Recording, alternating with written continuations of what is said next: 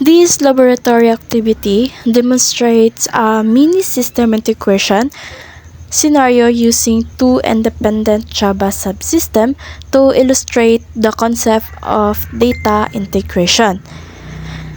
The system is composed of subsystem A, which functions as a data provider, and subsystem B, which acts as a consumer or display system. Sa subsystem A is ang responsible niya is for generating structured students information and exporting it in JSON format. While sa subsystem B naman, naga-reads and displays the same data without directly interacting with subsystem A internal logic. So this separation highlights how independent system can communicate through shared data rather than direct method calls. The integration model used in this experiment is data integration. This model was chosen because it allows both subsystems to remain loosely coupled while still interoperability. Sa subsystem A produces a data file that can be consumed by any compatible system, while sa subsystem B nag-relies on the data structure rather than the source application. This approach closely resembles real-world scenarios where systems exchange information through exported files or IPIs, or databases without requiring tight system dependencies. In the implementation, subsystem A generates a JSON file containing a list of students' records, including identifiers, names, and enrolled courses. Once the file is created, subsystem B reads the JSON file from the local directory and displays the content through the console. The successful execution of both programs confirms that integration has occurred, as the consumer system is able to utilize data produced by provider system without modifying or invoking it directly. Despite its simplicity, the experiment reveals several integration challenges commonly encountered in real-world systems.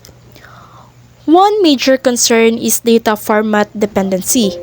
Any change in the structure of the JSON file may cause the consuming system to fail or misinterpret the data.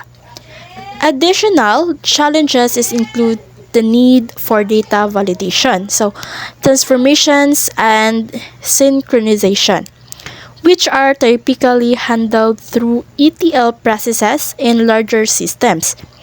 These pain points emphasize the importance of clearly defined data construct as standards in integrated environments. This mini integration exercise reflects real-world organizational needs such as enrollment systems, exporting data to reporting platforms, financial systems, sharing transactions records with audit tools, and human resource systems providing employee data to payroll software.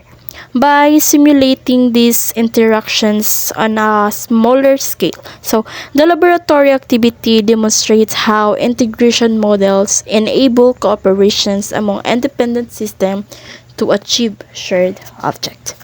So the service provider subsystem is the file act as the back end of the data layer. So encapsulation, so the list of tasks is owned by this class. It doesn't print anything itself. It simply provides data when asked. And then sa data structures, it uses a list string, specifically an array list. This is dynamic array in Java, which is perfect for a task list where the number of items might change. And then the client subsystem B. The file acts as a front end or the consumer. Dependency, the client depends on the service.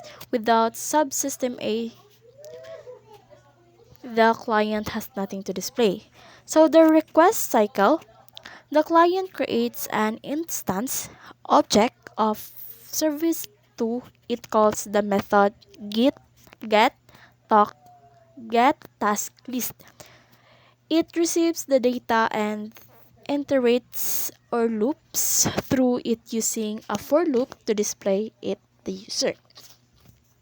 And dagdag pa na to na sa subsystem A is nandira ang it doesn't show anything on the screen. It simply prepares a list. So, about naman sa code, it uses an array list to store three specific strings, which is ang task. And then, ang sa goal naman kay it waits for someone else to ask for that data.